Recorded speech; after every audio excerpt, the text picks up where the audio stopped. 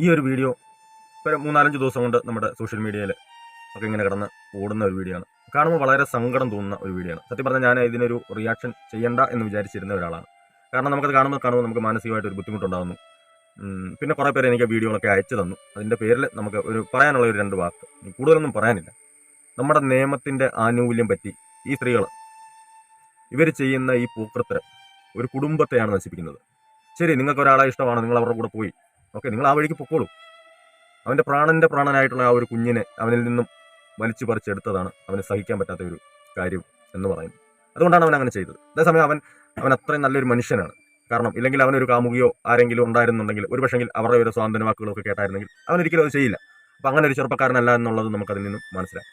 പിന്നെ എനിക്കൊരു പറയാനുള്ളത്, ഇവളെയും ഇവിടെ കാമുകനെന്ന് പറയുന്നവനെ ഒരിക്കലും വെറുതെ വിടരുത്. അവരെ നിയമത്തിൻ്റെ മുന്നിൽ കൊണ്ടുവന്ന് തക്കതായിട്ട് നമ്മളെ ബസ്സിൽ ഷിംജിത എന്ന് പറയുന്ന ഒരാൾ അവിടെ മുന്നാരം കൊണ്ടുവന്ന് ഒരു ചെറുപ്പക്കാരനെ കൊലപ്പെടുത്തിയത് നമ്മൾ കണ്ടതാണ്.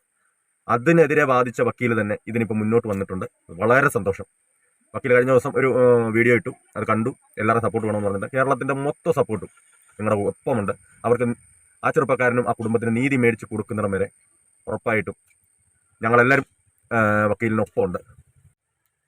അതുപോലെ എനിക്ക് പറയാനുള്ളത്, നമ്മുടെ കോടതി നിയമങ്ങളും ഇത്രയും വർഷം ആ കുഞ്ഞിനെ പൊന്നുപോലെ നോക്കിയ ആ അച്ഛൻ്റെ ആ ഒരു മാനസികാവസ്ഥ, ഇതുപോലുള്ള എല്ലാ അച്ഛന്മാർക്കും ഇതുപോലെ ഒരുപാട് ആളുകളുണ്ട്. ഇതുപോലുള്ള കേസുകൾ കോടതിയിൽ വരുമ്പോൾ ദയവേത് അവരുടെയും കൂടെ മാനസികാവസ്ഥ കോടതി കേൾക്കണം.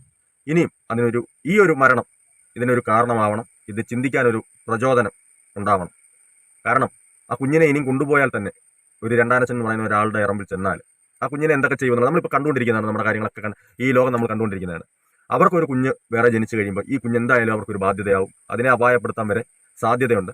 അത് മനസ്സിലാക്കി കോടതി ദയവ് ചെയ്ത് ഇതുപോലുള്ള കേസുകളിൽ അച്ഛൻ്റെയും കൂടെ മക്കൾ 18 വയസ്സ് വരെ ആകുന്നിടം വരെ അമ്മയുടെ തണൽ എന്ന് പറയുമ്പോൾ തന്നെ ആ നിയമം അച്ഛൻ്റെ മാനസികാവസ്ഥ നോക്കിക്കൂടി ചെയ്യണമെന്നാണ് എൻ്റെ ഒരു അഭിപ്രായം.